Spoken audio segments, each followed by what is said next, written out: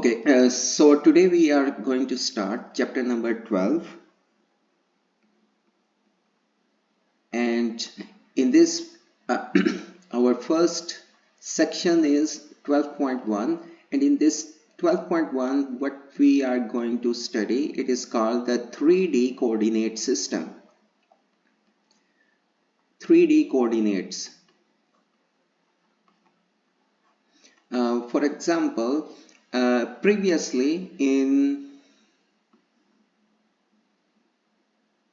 the xy plane, if you remember from your calculus 1, calculus 2, we are here in this 2D dimension, and any point can be represented as it has two coordinates x and y.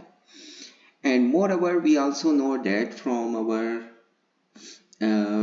our previous knowledge that in this xy plane, where x and y both are positive, x is positive and the y is positive, it is called the first quadrant.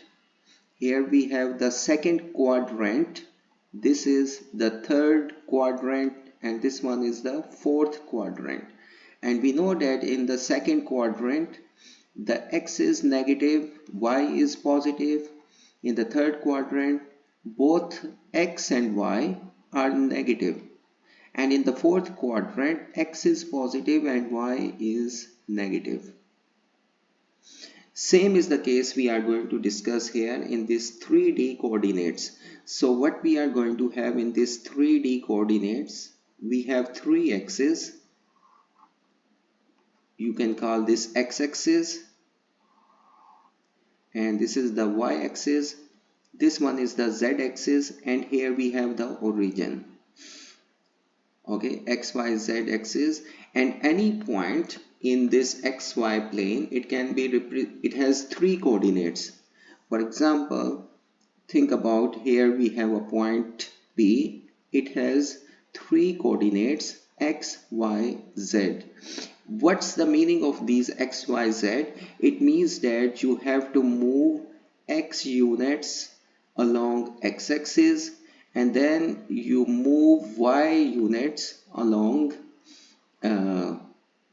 y-axis, and then how many units?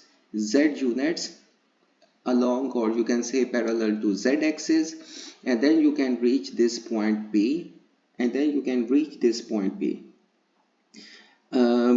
As in the 2D space we have four quadrants, in this 3D space, in this 3D we have eight octants.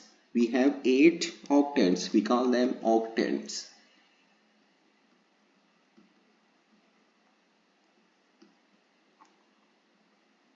So in the first octants, it means that for example, you can say in the first octant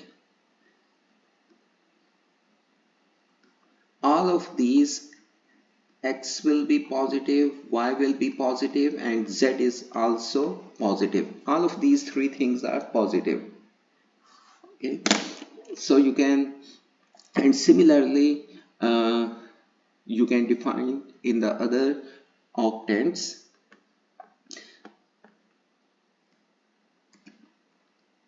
I will draw some pictures here. This you have studied maybe in physics. This is called the right hand rule. Right hand rule. So it means that you have to curl, you have to twist your fingers anti-clockwise, and your thumb will be upward. Your thumb will be upward. It will give you the direction of the z-axis or the positive z-axis. This is how you can imagine this thing. The other way of imagining this thing is with the help of, for example, I will draw here another picture. So you can see from here,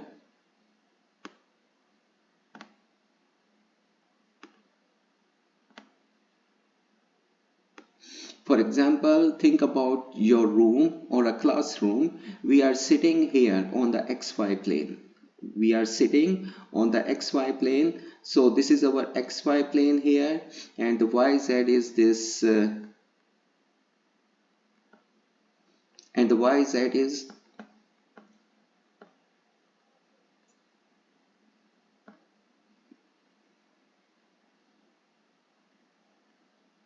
and the yz is this, you can say our right wall and the front wall, and on this side we have our left wall, or you can say the front wall. That's how you can imagine this thing. So we can imagine this thing in the following way.